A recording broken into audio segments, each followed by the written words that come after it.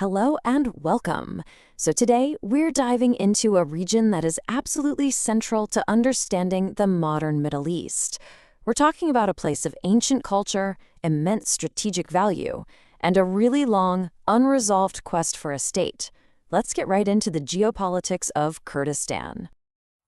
This quote just perfectly captures what we're talking about. Kurdistan isn't just some location on a map, it's a true nexus point.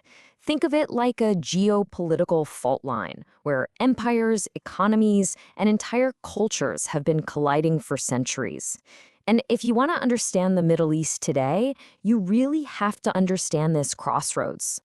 So here's our game plan. First, we're going to meet the people at the very heart of this story, the Kurds.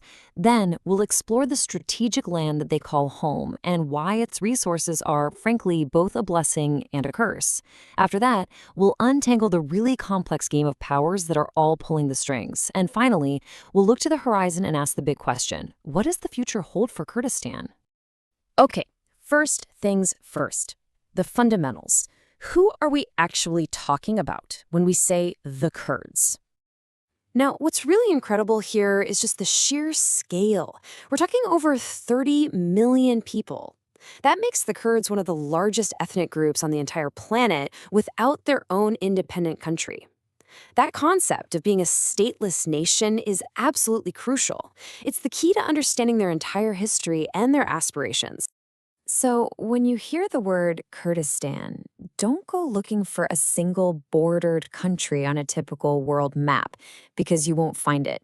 You should think of it more as a cultural homeland, right? An idea and a shared identity that stretches across the mountainous regions of four separate sovereign states. And this division, it's a direct result of how the borders got carved up after the Ottoman Empire fell. Now let's talk about the land itself, because in this part of the world, geography is everything. It's not just terrain, it's a strategic chessboard where every single mountain and valley is a potential move.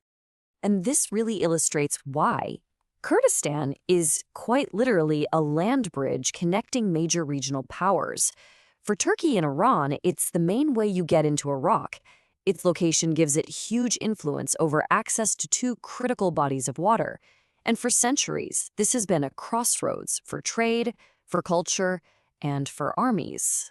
And you know what? The land itself kind of fights back. The rugged, mountainous terrain has been a massive advantage for the Kurdish people.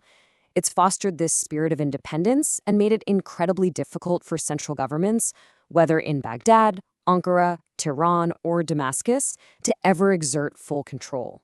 It's like a natural fortress. So this strategic land isn't just rocks and mountains. It's incredibly rich with resources, which, as we all know, can be both a blessing and a serious curse. The economic piece of this puzzle is just massive. The Kurdistan region in Iraq is basically sitting on a sea of oil, and the main tap for that oil flows north, right through Turkey. This creates this powerful, if very complicated, economic dependency. But it's not just about oil. It's also a critical trade corridor, where Turkish goods flow into Iraq and where billions in trade happens with Iran. This region is a real economic engine.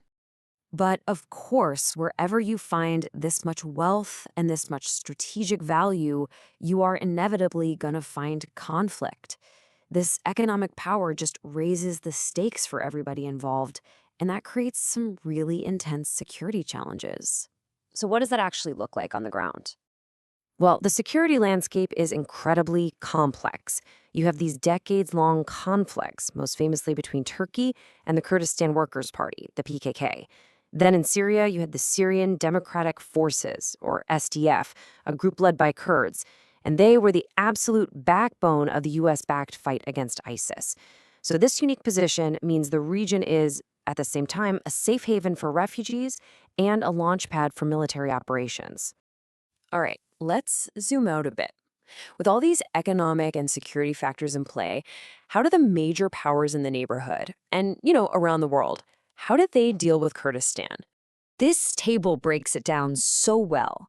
The crucial point, the thing to remember, is that none of the host nations are comfortable with the idea of a fully independent Kurdistan.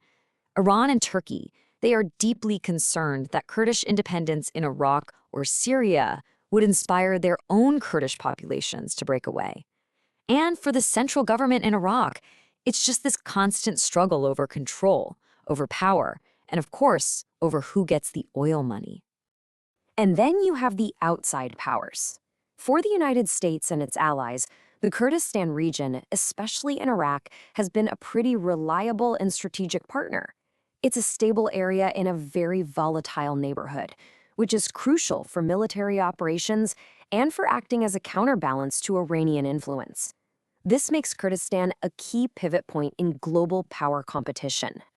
And all of this brings us to the final and maybe the most important question of all. Where is this all heading? The desire for self-determination, it's a powerful thing. Back in 2017, the Kurdistan region of Iraq held an independence referendum, and an overwhelming majority voted yes. Now, it didn't actually lead to a new state. There was just too much regional and international opposition, but it sent a crystal clear message. That dream of statehood is very much alive and well, even if the path to getting there seems blocked on all sides. And this brings us to the final crucial point. The future of Kurdistan isn't just about the fate of 30 million people. It's really about the future balance of power.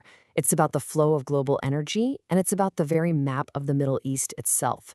So the question isn't if its story will continue, but how it's going to be written. Will it be as a catalyst for more conflict, or maybe a new model for autonomy? One thing's for sure. What happens in these mountains will not stay in these mountains. It is going to ripple across the entire globe.